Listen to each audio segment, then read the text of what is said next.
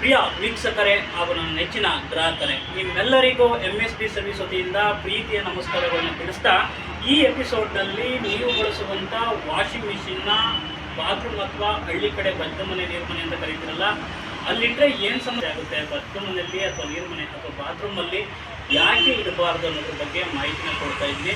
ದಯವಿಟ್ಟು ನನ್ನ ವಿಡಿಯೋನ ಮಧ್ಯದಲ್ಲಿ ಎಲ್ಲೂ ಸ್ಕಿಪ್ ಮಾಡದೆ ಪೂರ್ತಿ ವಿಡಿಯೋ ನೋಡುವ ಮೂಲಕ ಮಾಹಿತಿನ ಅರ್ಥ ಮಾಡ್ಕೊಳ್ಳಿ. ನಾನು ಕೊಡುವಂಥ ಮಾಹಿತಿ ನಿಮಗೆ ಇಷ್ಟ ಆದರೆ ದಯವಿಟ್ಟು ನಿಮ್ಮ ಪ್ರೀತಿ ಪಾತ್ರರಿಗೆ, ಬಂಧುಗಳಿಗೆ, ರಿಲೇಷನ್ಗೆ, ಸ್ನೇಹಿತರಿಗೆ, ಕೊಲೀಗ್ಸ್ಗೆ ಶೇರ್ ಮಾಡುವ ಮುಖಾಂತರ ಅವ್ರಿಗೂ ಕೂಡ ಮಾಹಿತಿನ ತಿಳಿಸ್ಕೊಡಿ ಅಂತ ಹೇಳ್ತಾ, ಹಾಗಾದರೆ ಬನ್ನಿ ತಡ ಮಾಡೋದು ಬೇಡ, ವಿಡಿಯೋನ ಸ್ಟಾರ್ಟ್ ಮಾಡೋಣ. ಸ್ನೇಹಿತರೆ, ಇದು ನೋಡ್ಬೋದು, ಬಚ್ಚಲು ಮನೆಯಲ್ಲಿ ಇಟ್ಕೊಂಡು ಈ ರೀತಿ ಪೂರ್ತಿ ರೆಸ್ಟ್ ಹಿಡಿದುಬಿಟ್ಟಿದೆ. ಸೊ ಯಾಕೆ ರೆಸ್ಟ್ ಹಿಡಿದಿದೆಯಪ್ಪ ಅಂದರೆ ಇವರು ಆಲ್ರೆಡಿ ಒಂದು ದಿಂಡು ಕೂಡ ಮಾಡಿಸಿದ್ದಾರೆ. ಸೊ ದಿಂಡು ಮೇಲೆ ಇಟ್ಟಿದ್ದಾರೆ. ಆ ದಿಂಡು ಮೇಲೆ ಇಟ್ಟಿದ್ರೂ ಕೂಡ ನೋಡಿ ಔಟ್ಲೆಟ್ ಪೈಪ್ನ ಈ ರೀತಿ ಮಾಡ್ಕೊಂಡಿದ್ದಾರೆ. ಏನು ನೋಡ್ತಾ ಇದ್ದೀರಲ್ಲ, ಈ ರೀತಿ ಆಲ್ಟ್ರೇಷನ್ ಮಾಡ್ಕೊಂಡಿದ್ದಾರೆ. ಸೊ ಅದೇ ರೀತಿ ಒಂದು ಔಟ್ಲೆಟ್ ಪೈಪ್ ತಂದು ಹಾಕಿದರೆ ಅಷ್ಟು ಲೀಕೇಜ್ ಬರ್ತಿರಲಿಲ್ಲ. ಅಲ್ಲಿ ಪೈಪ್ ದೊಡ್ಡ ಇರೋದ್ರಿಂದ ನಿಮಗೆ ಲೀಕೇಜು ಜಾಸ್ತಿ ಆಗಿ ನೀರೆಲ್ಲ ಇಲ್ಲೇ ನಿಂತ್ಕೋತಾ ಇದೆ. ನೀರೆಲ್ಲ ಅಲ್ಲೇ ನಿಂತ್ಕೊಳ್ಳೋದ್ರಿಂದ, ಸೊ ನೀರು ಕರೆಕ್ಟಾಗಿ ಹೋಗ್ದೇ ಇಲ್ಲೇ ನಿಂತ್ಕೊಳ್ಳೋದ್ರಿಂದ ನೋಡ್ಬೋದು ನೀರು ನಿಂತಿರೋ ಜಾಗ ಹೇಗಾಗಿದೆ ಅಂತ. ಸೊ ಈ ನನ್ನ ಎದುರುಗಡೆ ಲೆಫ್ಟ್ ಸೈಡು, ನನ್ನ ಎದುರುಗಡೆ ನಿಂತ್ಕೊಂಡಾಗ ಲೆಫ್ಟು ರೈಟು, ಈ ಲೆಫ್ಟ್ ಸೈಡಲ್ಲಿ ಆ ರೀತಿ ಪ್ರಾಬ್ಲಮ್ ಆಗಿರೋದ್ರಿಂದ ಸಸ್ಪೆನ್ಷನ್ ರಾಡ್ ಅಂತ ಕರಿತೀವಿ. ನಾನು ಈ ಸಸ್ಪೆನ್ಷನ್ ರಾಡ್ ವೀಕ್ ಆದರೆ ಯಾವ ರೀತಿ ಆಗುತ್ತೆ ಅಂತ ಈಗ ಆಲ್ರೆಡಿ ನನ್ನ MSB ಸರ್ವಿಸ್ ಯೂಟ್ಯೂಬ್ ಚಾನಲ್ನಲ್ಲಿ ಸಸ್ಪೆನ್ಷನ್ ರಾಡ್ ವೀಕ್ ಆದರೆ ವೈಬ್ರೇಷನ್ ಆಗುತ್ತೆ ಅನ್ನೋದ್ರ ಬಗ್ಗೆ ಈಗ ಆಲ್ರೆಡಿ ವಿಡಿಯೋ ಮಾಡಿ ತಿಳಿಸಿದ್ದೀನಿ. ಸಸ್ಪೆನ್ಷನ್ ರಾಡ್ ಬಗ್ಗೆ ಪೂರ್ತಿ ಮಾಹಿತಿ ಬೇಕು ಅಂದರೆ ದಯವಿಟ್ಟು ನನ್ನ ಚಾನಲ್ನಲ್ಲಿ ವಿಡಿಯೋ ಇದೆ, ತಿಳ್ಕೊಳ್ಳಿ. ನೋಡಿ, ಈ ಸಸ್ಪೆನ್ಷನ್ ರಾಡ್ ಕುತ್ಕೊಳ್ಳೋ ಜಾಗ ಎಷ್ಟು ರೆಸ್ಟ್ ಹಿಡಿದಿದೆ. ನನ್ನ ಎದುರುಗಡೆಯಿಂದ ಎಡಭಾಗದಲ್ಲಿ, ಮಿಷಿನ್ ಕಡೆಯಿಂದ ಬಲಭಾಗದಲ್ಲಿ ತುಂಬ ನೀರು ಲೀಕಾಗಿ ನಿಂತ್ಕೊಳ್ಳುತ್ತಾ ಇರೋದ್ರಿಂದ, ನೀರು ಅಲ್ಲೇ ನಿಂತ್ಕೊಂಡು ಸೊ ತುಂಬ ಲೀಕಾಗಿ ನೀರು ನಿಂತ್ಕೊಂಡು ಈ ರೀತಿ ಆಗಿದೆ. ಓಕೆನಾ, ನಾನು ಆಲ್ರೆಡಿ ತೋರಿಸ್ದೆ ಪೈಪಲ್ಲಿ ಲೀಕಾಗಿ ನೀರು ನಿಂತ್ಕೊಂಡು ಈ ರೀತಿ ಆಗ್ತಿದೆ ಅಂತ. ನನ್ನ ಎದುರುಗಡೆಯಿಂದ ಬಲಭಾಗದಲ್ಲಿ ನೋಡಿದ್ರೆ, ಮಿಷಿನ್ ಎಡಭಾಗದಲ್ಲಿ ನೋಡಿದ್ರೆ ಯಾವುದೇ ರೀತಿ ರೆಸ್ಟ್ ಹಿಡಿದಿಲ್ಲ, ಬೇರೆ ಯಾವುದೇ ಥರ ಬಾಡಿ ರೆಸ್ಟ್ ಹಿಡಿದಿಲ್ಲ. ಇಲ್ಲಿ ಬಾಟಮ್ ಸೈಡಲ್ಲಿ ನೀರು ನಿಂತು ನೀರು ಬಿದ್ದು ಈ ರೀತಿ ಆಗಿದ್ದೆ. ಓಕೆನಾ, ಈಗ ಸಸ್ಪೆನ್ಷನ್ ರಾಡ್ ವೀಕ್ ಆಗಿದೆ. ನಾನು ಸಸ್ಪೆನ್ಷನ್ ರಾಡ್ ಹಾಕೋಣ ಅಂತ ಹೇಳ್ಬಿಟ್ಟು ಬಾಡಿ ಬಿದ್ದಾಗ ನನಗೆ ಇದು ಕಂಡು ಬಂತು. ಸೊ ಹಿಂಗಾಗಿದೆ ಪ್ರಾಬ್ಲಮ್ಮು. ದಯವಿಟ್ಟು ಅದಕ್ಕೆ ಹೇಳೋದು, ಅಕಸ್ಮಾತ್ ವಾಷಿಂಗ್ ಮಿಷಿನ್ಗೆ ಸಪ್ರೇಟ್ ಜಾಗ ಮಾಡಿ ಇಡಿ. ದಯವಿಟ್ಟು ನಿಮ್ಮ ಬಾತ್ರೂಮಲ್ಲಿ, ಬಚ್ಚಲು ಮನೆಯಲ್ಲಿ ದಯವಿಟ್ಟು ಇಡಬೇಡಿ. ಇಟ್ರೂ ಅದು ರೆಸ್ಟ್ ಹಿಡಿದಂಗೆ ಅದಕ್ಕೆ ಬೇಕಾದಂಥ ವೈಬ್ರೇಷನ್ ಪ್ಯಾಡ್ ಅಂತ ಬರುತ್ತೆ, ಆ ಪ್ಯಾಡ್ ಹಾಕಿ ಇಟ್ಕೊಳ್ಳಿ, ಕವರ್ ಹಾಕಿ, ಅದಕ್ಕೆ ಬೇಕಾದಂಥ ಏನೇನು ಸಿದ್ಧತೆಗಳಿರುತ್ತೆ ಅದನ್ನು ಮಾಡಿಕೊಂಡು ಇಡಿ. ಇಲ್ಲಾಂದರೆ ದಯವಿಟ್ಟು 6 ತಿಂಗಳಿಗೆ, ವರ್ಷಕ್ಕೆ ನಿಮ್ಮ ಹತ್ತಿರದ ಟೆಕ್ನಿಷಿಯನ್ ಕರೆಸಿ ಚೆಕ್ ಮಾಡಿಸ್ಕೊಳ್ಳೋದು ತುಂಬ ಉತ್ತಮ. ಸೊ ಇದೊಂದೇ ಅಲ್ಲ, ವಾಷಿಂಗ್ ಮಿಷಿನಲ್ಲಿ ಏನೇ ಪ್ರಾಬ್ಲಮ್ ಆಗಿದ್ರು 6 ಮಂತ್, ವರ್ಷಕ್ಕೆ 6 ಮಂತ್ ಅಥವಾ ವರ್ಷದಲ್ಲಿ 2 ಸರಿ, 1 ವರ್ಷದಲ್ಲಿ 6 ಮಂತ್ಗೆ ಒಂದು ಸರಿ ಚೆಕ್ ಮಾಡಿಸೋದು ಉತ್ತಮ.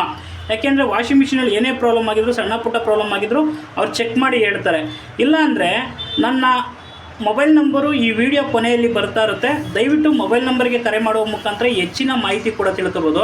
ಸೊ ಈಗ ರೆಸ್ಟ್ ಹಿಡಿದಿರೋಂಥ ಈ ಪ್ರಾಬ್ಲಮ್ನ ನಾನು ಯಾವ ರೀತಿ ಸಾಲ್ವ್ ಮಾಡ್ತೀನಿ, ಎಷ್ಟು ಸಾಲ್ವ್ ಆಗುತ್ತೆ, ಕ್ಲೀನ್ ಆಗುತ್ತಾ, ಸೊ ಏನೇನು ಮಾಡ್ತೀನಿ ಅಂತ ಈ ವಿಡಿಯೋದಲ್ಲಿ ಪೂರ್ತಿ ನಿಮಗೆ ನಾನು ತೋರಿಸ್ಕೊಂಡು ಹೋಗ್ತೀನಿ.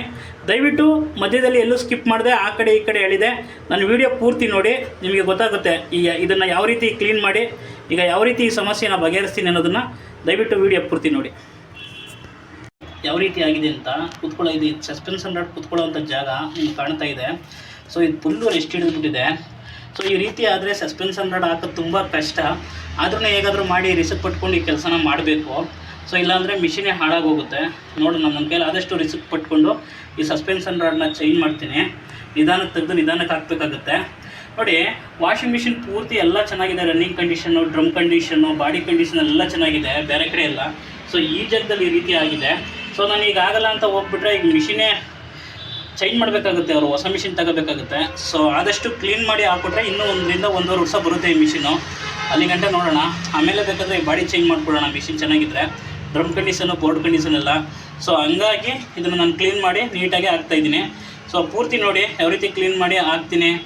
ಸೊ ಮಿಷಿನ್ ಇನ್ನೂ 1.5 ವರ್ಷ ಓಡುತ್ತಾ, ರನ್ನಿಂಗ್ ಆಗುತ್ತಾ, ಪೂರ್ತಿ ವಿಡಿಯೋ ನೋಡಿದ್ರೆ ನಿಮಗೆ ಗೊತ್ತಾಗುತ್ತೆ. ಓಕೆನಾ, ದಯವಿಟ್ಟು ನಾನು ಕೊಡ್ತಾ ಇರೋಂಥ ಮಾಹಿತಿ ನಿಮಗೆ ಇಷ್ಟ ಆದರೆ ನಿಮ್ಮ ಅನಿಸಿಕೆ, ಅಭಿಪ್ರಾಯನ ಕಾಮೆಂಟ್ ಮುಖಾಂತರ ನಮ್ಗೆ ತಿಳಿಸ್ಬೋದು. ಯಾವ ರೀತಿ ಕೆಲಸ ಮಾಡ್ತಾಯಿದ್ದೀವಿ, ನಮ್ಮ ವರ್ಕ್ ಯಾವ ರೀತಿ ಇದೆ, ನಿಮಗೆ ನಾನು ನೀಡ್ತಾ ಇರೋಂಥ ಮಾಹಿತಿ ನಿಮಗೆ ಚೆನ್ನಾಗಿದೆಯಾ, ಅರ್ಥ ಆಗ್ತಿದೆಯಾ, ನಿಮಗೆ ಅದರಿಂದ ಉಪಯೋಗ ಆಗ್ತಾ ಇದೆಯಾ, ಅನ್ನೋದ್ರ ಬಗ್ಗೆ ದಯವಿಟ್ಟು ಕಾಮೆಂಟ್ ಮಾಡಿ ಮುಖಾಂತರ ನೀವು ತಿಳಿಸ್ಬೋದು.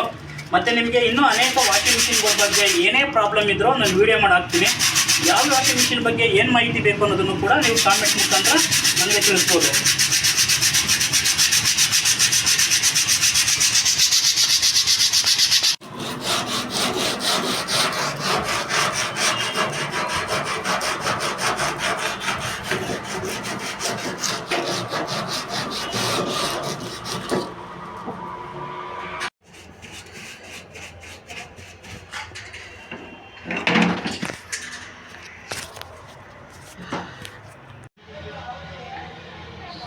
ನೀಟಾಗಿ ಉಜ್ಜಿ ಸ್ವಲ್ಪ ರಪ್ಪಾಗಿ ಪೇಂಟ್ ಸ್ಪ್ರೇ ಮಾಡಲಾಯಿತು. ಸ್ವಲ್ಪ ರಪ್ಪಾಗಿ ಮಾಡಿದ್ದೀನಿ, ಯಾಕೆಂದರೆ ಬಾಡಿ ಸ್ವಲ್ಪ ವೀಕ್ ಇತ್ತು, ಹಾಗಾಗಿ ಪೇಂಟ್ನ ಸ್ವಲ್ಪ ರಪ್ಪಾಗಿ ಮಾಡಿದ್ದೀನಿ. ಸೊ ಇನ್ನೂ ಒಂದು ವರ್ಷ ಲೈಫ್ ಬರುತ್ತೆ ಇದು. ಸೊ ನೀಟಾಗಾಯಿತು. ಇದೇ ರೀತಿ ಹೆಚ್ಚಿನ ಮಾಹಿತಿಗಾಗಿ ನಿಮಗೆ ಯಾವ ಮಾಹಿತಿ ತಿಳ್ಕೋಬೇಕು ಆ ಮಾಹಿತಿಗೋಸ್ಕರ ಕಾಮೆಂಟ್ ಮುಖಾಂತರ ತಿಳಿಸಿ, ಆ ಮಾಹಿತಿನ ತಿಳಿಸ್ಕೊಡ್ತೀನಿ. ಮತ್ತು ವಾಷಿಂಗ್ ಮಿಷಿನ್ ಆಗಿರ್ಬೋದು, ಫ್ರಿಜ್ ಆಗಿರ್ಬೋದು, ಓವನ್ ಆಗಿರ್ಬೋದು, ಸೋಲಾರ್ ಬಗ್ಗೆ ಆಗಿರ್ಬೋದು, ನಿಮ್ಮ ಮನೆಯ ಅನೇಕ ಗೃಹೋಪಯೋಗಿ ವಸ್ತುಗಳ ಬಗ್ಗೆ ಯಾವುದೇ ಮಾಹಿತಿ ಕೇಳಿದ್ರು ಮುಂದಿನ ವೀಡಿಯೋದಲ್ಲಿ ತಿಳಿಸ್ಕೊಡ್ತೀನಿ. ಕಾಮೆಂಟ್ ಮುಖಾಂತರ ತಿಳಿಸಿ. ಅದೇ ರೀತಿ ನಾನು ಆವಾಗಲೇ ಹೇಳಿದಂತೆ ಮೊಬೈಲ್ ನಂಬರ್ ಈ ವಿಡಿಯೋದಲ್ಲಿ ಕೊನೆಯಲ್ಲಿ ಬರ್ತಾ ಇರುತ್ತೆ. ಮೊಬೈಲ್ ನಂಬರ್ಗೂ ಕರೆ ಮಾಡುವ ಮುಖಾಂತರ ಹೆಚ್ಚಿನ ಮಾಹಿತಿನ ತಿಳ್ಕೊಬೋದು. ಧನ್ಯವಾದಗಳಿಂದ ಈ ವಿಡಿಯೋನ ಮುಗಿಸ್ತಿದ್ದೀನಿ. ಧನ್ಯವಾದಗಳು.